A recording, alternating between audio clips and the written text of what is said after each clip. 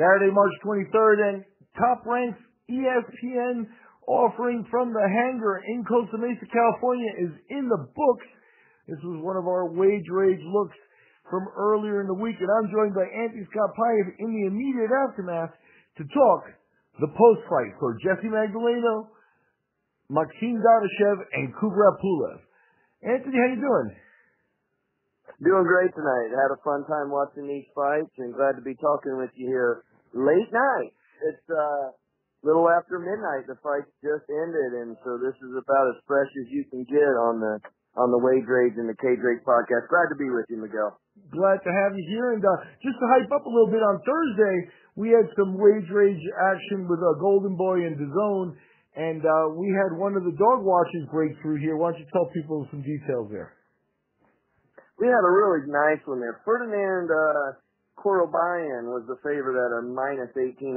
I picked Blair Cobbs at a plus 880 for our dog watch. So if people have been listening over the past couple of weeks, we started a new 10% challenge. And so I put my theoretical $100 on my 10,000, trying to hit 100,000 or bust. Let's see what happens first. We added 880 to the pool with Blair Cobbs, a fairly dominant performance. I had him winning 9. I was unsure about the second round, and the last round Korobayan won. But I had him winning, I guess, 6 out of the 8 rounds for sure. One of the judges agreed with me. A couple of them came in with one less round than I had it at. But nonetheless, a solid win. The result with Blair Cobbs, flamboyant, fun, respectful, a good sport. Expect to see more from both Blair Cobbs and Ferdinand Korobayan. Yeah, it was a fun fight. Korobayan, I think, was affected by getting cut early, and it came from a butt, so they both had to want to fight, and Cobbs had to know how to manage the fight so it doesn't get worse and they don't go to the cards or call it a no contest early, So, it was a lot of fun to see, and like we had mentioned in the early going as well that basically you had 2 Golden Boy guys here that had undefeated records, and they're getting together earlier in their careers, so the winner should get a lot of props, and that's Blair Cobbs for this one. So moving on to Golden Boys, moving on from Golden Boys Thursday offering, rather, on Saturday night we had Top Rank over in Costa Mesa, and I don't know, I would call the card a little bit lackluster, but they led off with Maxim Dadashev, super lightweight rather, at 140 pounds, and he faced Ricky Sismundo. This one was one that saw Dadashev enter a wide favorite. How'd you see this one end? Yeah, this was a nice one at a negative 2250 for Dadashev. We went ahead and called that one no money betting is what we suggested on this. The Russian over the Filipino. Dadashev KO in 7 is what we called, so the under at the 9.5 rounds being the traditional over-under. We called the under, Dadashev KO in 4, so it went pretty similar to how we expected. And moving right on from there, we went to Jessie Magdaleno, a former super bantamweight champion, and he's returning since his world championship loss. He faced Rico Ramos. Rico Suavecito is we pointed out in the early going, but Suavecito didn't seem to really want to fight. How'd you see this one? Yeah, it's a really strange one, too. After Rico's loss to Rigondeaux, it's reported that he spent some time in a room thinking about his lack of aggression. Rico came into this fight and controlled the fight with his feet and his body by walking Magdaleno down, and then had no desire to punch Magdaleno. I kind of thought maybe Rico was in a dance competition rather than a fight.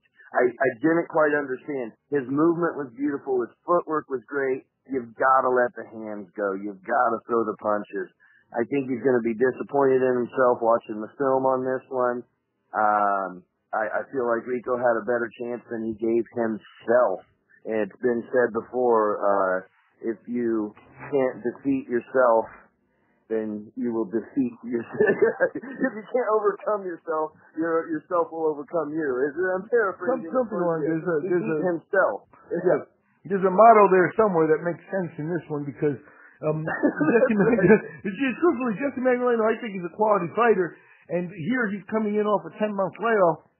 You know he comes from a boxing family, that this comeback is important to him and he wants to shine. And here, he really didn't have much of a recourse. And, it's a win, and that's good, but no one's going to be talking about Jessie Magdaleno's performance on this one, and that's a little bit of not what he wanted to accomplish. So, no, not at all. It's a little bit of a shame. Yeah, it's going to all depend on... a little bit of a shame, Miguel. It's Rico that looked disappointing. Magdaleno just kind of was there and did more and won the fight, but that's because Rico wasn't punching. So is Magdaleno ready to continue in this new weight class for him, or was Ramos just sort of a non-punching opponent? It left too many questions unanswered. This was not a great fight. And now what they closed with was an action-packed fight in the heavyweight division. They brought in Bulgaria's Kubrat Pulev, who's been a perennial contender. His lone loss on his career comes to Vladimir Klitschko a few years back when Klitschko had the belt. So he's been looking to get, keep his winning streak alive and get back in the title picture. He was signed to fight Anthony Joshua at some point last year, but pulled out of the fight and was replaced by Carlos Takam. So he had the title fight with Joshua fall by the wayside. He signed with Top Rank. And Top Rank brings him to the United States as a showcase. They're trying to fill their roster with opponents for, the heavyweight roster that they're beginning to build with ESPN and things. And Pulev is one of those guys. They expected Pulev to win today. Bogdan Dinu, the opponent, gave him a little bit more of a hard time than expected. A good, fun heavyweight fight. What did you think? This was a great fight. And just alluding back to our Thursday night fight on our Dog Watch with Cobb, I had kind of alluded to the fact that if we can win that dog watch for you and put that $880 in your pocket off of your 100, then this is sort of a long dog watch to take at your plus 1,000. So put your 100 down and get 1,100 back. And through a lot of the fight, I felt like we had a really great chance at this. I mean, there was a right hand landed by Bogdan Dinu that had a little bit of twist and a downward motion to it, and he popped that eye open. And that was one of the worst cuts in a long time. It was a cut in the shape of sort of an X. And it was a nice cut, and it was a fair cut. It wasn't a headbutt. It was distinctly a nice overhand right, well landed. He had Pulev in trouble a couple of different times. I think Bogdan might have won the fight with a different referee, tell you the truth. When he got knocked down and Pulev hit him in the back of the head, if he doesn't get up, then they go to the cards. And if they go to the cards, I think then you had won enough rounds and possibly wins the fight at that point. Or it's a disqualification. I'm not sure the rules.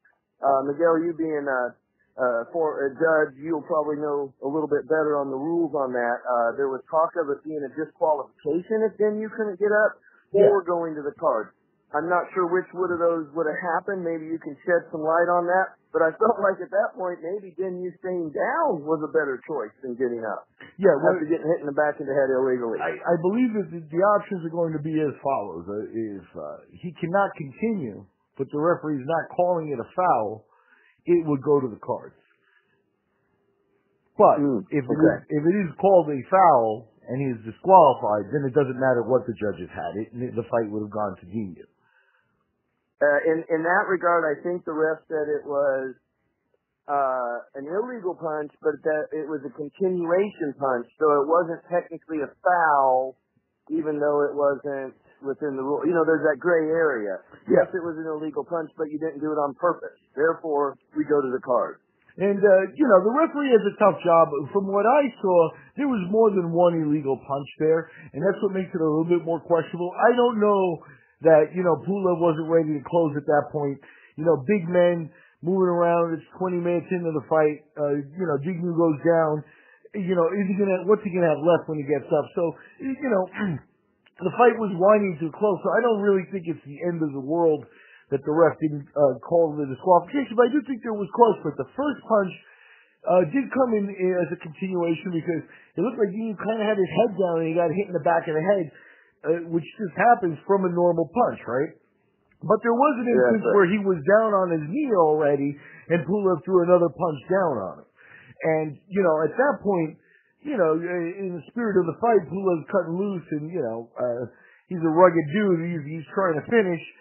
But if the ref is doing his job and he's at least saying, hey, watch the punches to the back of the head, and you're hearing that, maybe you don't throw that punch. I don't know. I don't like the fact that Dinu was cautious after the fight, saying, I'm not really sure what happened in the 7th round because I got hit in the back of the head. And I think he got hit more than once, is what the tape will show. So, I think Pulev was in a tougher fight than he expected, and I think that the writing was on the wall that the business of boxing wanted Pulev to win. Earlier in the day, Bob Arum had been on the internet and in one of the social media outlets talking about how he expected Pulev to be in the pool of potential opponents in the future for Anthony Joshua. Right. Does that play into it? Does that go into some of the politics of the matchmaking and who the handlers and who the promoters and who the managers are? Well, I'm not one to start conspiracy theories, but we do that here at the CRPF Roast the Ball. And I don't think this is, I don't think this is as drastic an example as some people try to draw or anything like that. I think a lot of the stuff that people see writing on the wall is by circumstance. I think that's what happened here. I think Pulev was brought in. Just look at the odds for the fight that we had to deal with. Pulev was expected to do what he did today, which is get a win. Did he have some dark moments where it didn't look good for him? Yeah, that makes it exciting and stuff. So you got to give Dinu credit, but he was swinging wild at the end, and he took some liberties, I think. That's right. Fun fight to watch. It gave us some thrill.